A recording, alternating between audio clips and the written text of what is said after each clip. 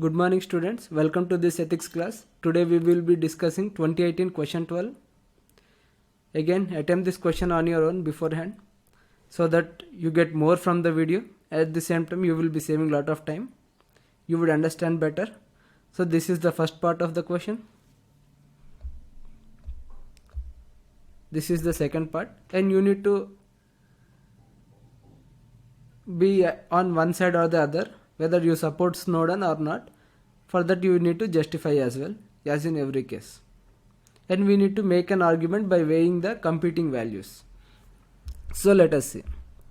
So mass surveillance programs can have huge potential in resulting in surveillance states, undermining of democracy, undermining of elections, dictatorships, political revenges, violations of rule of law, extreme privacy violations, extreme human rights violations, gross misuses, etc. This is not the first time we have seen all of these issues come up with the help of mass surveillance programs. That's why even China does lot of mass surveillance on its citizens. It is a very, very dangerous issue, mass surveillance. So that's why it is a highly potential threat. As such programs which significantly affect public need, they have to be transparent and they should receive sufficient public discourse first. They should receive public consent and also lot of media coverage before starting. Since it is such an issue, it cannot happen opaquely or secretly. It has to receive lot of public discourse and lot of public support. People should know of that. But in US it happened in secrecy. And Snowden also gave those files to responsible journalists to decide on matter, which was a non-violent method, which was a rational method. Thus there is difficulty, even in courts, to reveal government information, secret missions and misuses due to protection by law and protection by executive. So even if we try to go to court, since there is already a law, we cannot get that information. Also, executive tries to clean up lot of its activities. It would be very difficult to get the information. As such, thus legally there might not be other effective way to ensure transparency and public discourse and public consent on such an impacting issues. So thus I ethically justify Snowden's sends and means, considering the gravity of the situation as well as lack of other means. Here I feel there is more public interest. So here I am weighing the values, competing values. There is more public interest in transparency, accountability, strengthening democracy and its institutions, privacy and other rights, and public discourse rather than in rule of law and national security values. So here we are finding lot of public interest in these values than other values. We will continue saying that we will also justify why rule of law and national security are also weak in this issue. This is because law itself loses significant value if made with secrecy, opacity, wrong philosophy, and primarily without public discourse and public support. Then the law would result in significant damage of public interest. So it's not like here the rule of law is like regular rule of law, because it is not regular, because it has not been made with public support or public discourse. It has been made with secrecy, opacity, and with wrong philosophy. So this is a different law. And second thing, such unethical laws are also fail in achieving national security. Why? Because being unethical, it means that they are being very stupid.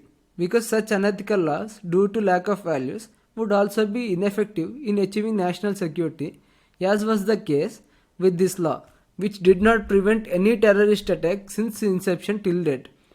With that much mass surveillance program, with significant violation of privacy, according to the government's report itself, they have not prevented single terrorist attack since the law came into force, even though the law was for years. The government, to save itself, it said that it has prevented one, but even then it said that even without this mass surveillance it could have saved it. So mass surveillance had no role. US was spying on its own citizens. It could even use the cameras even when the device is off to check on its citizens, but it could not prevent even one terrorist attack in years. So that means if you go for something unethical, it means you are going for something stupid that doesn't work. So that is also important thing that you need to understand. Ethics is very pragmatic. So thus law itself loses significant value. The national security issue is also not there because it has not prevented anything. So that is why ethics is important. So if you see, rule of law and national security are also weakened here. Already there is significant value in these values compared to these values, and even these values like rule of law and national security are already weakened. So if we see,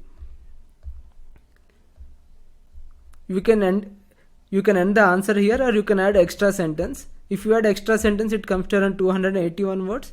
If you end the answer there, you would get within the word limit. I have written this sentence as a conclusion. Laws need to be reformed in future. For future, I have written this sentence for future.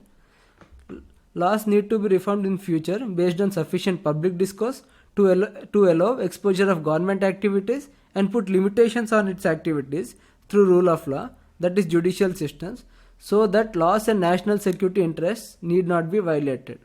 So that in future we can use the judicial system or rule of law to expose the government activities or to put limitations on government activities through lawful methods, so that law wouldn't be violated, even national security interests would not be violated. So that is the important thing you need to understand, that there is everything at risk, significant risk in not disclosing the information. As we have highlighted in the consequences in the first part, there is huge risk, as such it has to, and also there are no other ways to expose, there is no legal way to expose. And third part is, since there is no other way and there is lot of consequences, we have to expose it, which justifies means and ends. Even his means were non-violent means, and he gave it to journalists to expose, and we weigh the different values and we give importance to these values. Even these values have lost their relevance because of lack of those values in them. As such, there is not much national security threat, there is not much violation of rule of law, and we will be upholding all the values we have listed on this side. At the same time, we would be avoiding all the consequences. So that is how you need to view this problem. You need to view it comprehensively. It has many dimensions, this question. For that, you need to have lot of ethical understanding, and you need to have lot of understanding of what happened in the Snowden case. So that is it. Thank you.